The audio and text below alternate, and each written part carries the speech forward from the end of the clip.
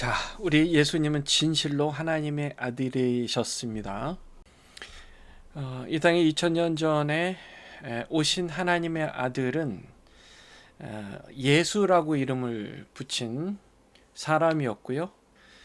그래서 우리는 하나님, 이 세상을 구원하실 하나님의 기름 부음 받은 구세주이기 때문에 우리는 예수 그리스도다, 그렇게 합쳐서 부릅니다. 그래서 예수님 또는 그리스도 따로 부르기도 하죠. 그분이 하나님의 아들이었다. 정말 그분이 하나님의 아들이었다. 사실 그 얘기를 한 사람들이요, 제자들이 아니었습니다. 그 얘기를 먼저 한 사람들은요, 백부장, 로마 군인 백부장이요, 그리고 예수를 지키던 자들, 그러니까 예수님의 그 제자들, 따라다니던 그 제자들이나 유대인들이 아니었어요. 오늘 본문 54절에 보면요, 백부장과 및 함께 예수를 지키던 자들이 지진과 그 일어난 일들을 보고 심히 두려워하여 이르되 이는 진실로 하나님의 아들이었도다 하더라. 진짜로 하나님의 아들이었다.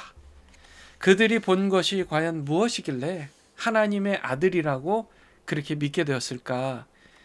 자, 오늘 이 본문 27장 45절부터 보면 예수님께서 십자가에 죽으시는 그때에 제6시로부터 온 땅에 어둠이 임했습니다. 자, 그게 첫 번째 단서예요. 하나님의 아들, 그분이 죽으시는 그 상황, 인류의 모든 죄를 다 대신 짊어지시고 십자가에서 희생양이 되어 죽으시는 그 상황을 자연 만물도 반응하고 있었습니다. 그래서 자연 만물에 나타난 그 자연의 변화들을 보면서 진실로 이분이 하나님의 아들이셨구나 라고 믿을 수 있었습니다. 그리고 나서 제9시쯤에 예수님께서 크게 소리를 지르십니다. 그러니까 오후 3시쯤이죠. 지금으로 치면 엘리 엘리 라마 사박다니 하시니 이는 곧 나의 하나님 나의 하나님 어찌하여 나를 버리셨나이까? 라고 예수님이 말씀하십니다. 만약 하나님 아들이 아니었다면 이렇게 얘기했을까요? 이렇게 얘기를 하지 않았겠죠. 나의 하나님 어찌하여 나를 버리셨나이까? 사람이 죽는 순간에는 가장 순수하고 정직한 그런 상태가 될 수밖에 없는데 예수님은 그 상태에서 하나님의 이름, 성호를 부릅니다. 나의 하나님 나의 하나님. 그것도 그 내용이 그거예요. 어찌하여 나를 버리셨나이까?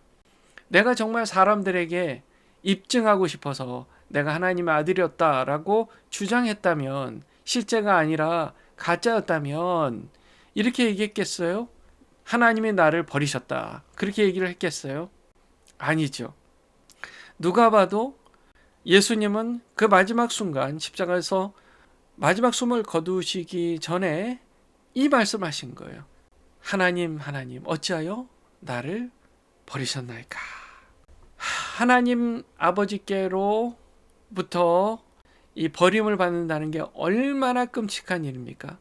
지옥과 같은 그런 끔찍한 상황을 정말 있는 그대로 예수님을 말씀을 하시고, 그것을 거기 섰던 자 중에 어떤 이들이 들었어요. 그런데 이 사람들은 끝까지 예수님을 하나님의 아들이라고 믿지 못했어요. 엘리야를 부른다. 그 중에 한 사람이 곧 달려가서 해면을 가져다가 신 포도주에 적시어 갈대 꿰어 마시겠습니다. 자, 그리고 나서 그 남은 사람들이 얘기합니다.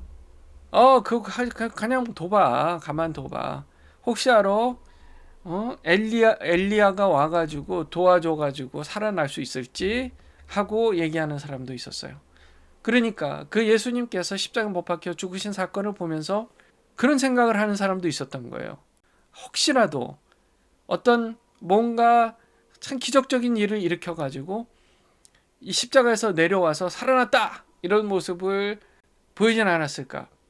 만약에 그랬다면 정말 사람들이 역시 하나님의 아들이었구나 라고 믿었을까요? 아니요. 안 믿을 사람들은 끝까지 안 믿었을 거예요. 더군다나 예수님께서 십자가에 못 박혀 정말 죽으시려고 죽으셨어요. 끝까지. 내려오지 않으셨어요. 아무도 천사가 와서 돕지 않았어요. 끝까지 그분께서 원래 살아생전에 예언하셨던 말씀, 나는 십자가에 못 박혀 죽을 것이다, 그 말씀을 이루신 거예요. 이루신 거예요. 그것이 그분이 하나님의 아들이었다는 사실을 증명해 보여주는 것입니다. 예수님께서 이제 크게 소리를 지르시고 그 영혼이 떠나가셨습니다. 자, 죽었어요. 숨이 멈췄어요. 심장이 멈췄어요. 그런데 그때 성소의 휘장이 위에서부터 아래로 찢어져 내렸습니다. 땅이 진동했고 바위가 터졌습니다. 무덤들이 열렸습니다. 자던 성도의 몸이 많이 일어났습니다. 예수의 부활 후에 그들이 무덤에서 나와서 거룩한 성에 들어가 많은 사람에게 보였습니다. 이런 일련의 사건들을 통해서 역시 예수님은 하나님의 아들이셨다. 가장 예수님께서 하나님의 아들이셨다는 사실을 가장 정확하고 명확하게 증명해 주는 사건이 바로 부활 사건인 거예요. 그 사건들을 보면서 부활하신 예수님을 보면서 백부장과 또 예수님을 지키던 자들이 지진과 그 일어날 일들을 보고 심히 두려워했고 진실로 하나님의 아들이셨다라고 인정을 하게 되었다는 것입니다. 사랑하는 주님의 자녀 여러분, 우리 예수님을 생각할 때요, 우리의 삶의 한 부분 정도로만 생각하는 것은 우리에게 큰 오류예요. 너무 안타까운 일입니다. 예수님은요, 우리를 위해서 십자가 못 박혀 죽으신 분이에요. 그분은 요한복음 1장에 나와 있듯이 우리 인생을 창조하신 분이에요. 그분 없이는 존재하는 것이 하나도 없습니다. 우리도 이 세상 모든 것이 다 그분이 있었기에 존재하고 만물이 그분 때문에 존재해요. 그런 예수님, 그리고 죽으신 지 사흘 만에 부활하신 예수님, 그분이 우리 인생의 한 부분이라고요? 아니에요. 그분이 우리의 모든 것이 다 되신다는 거예요.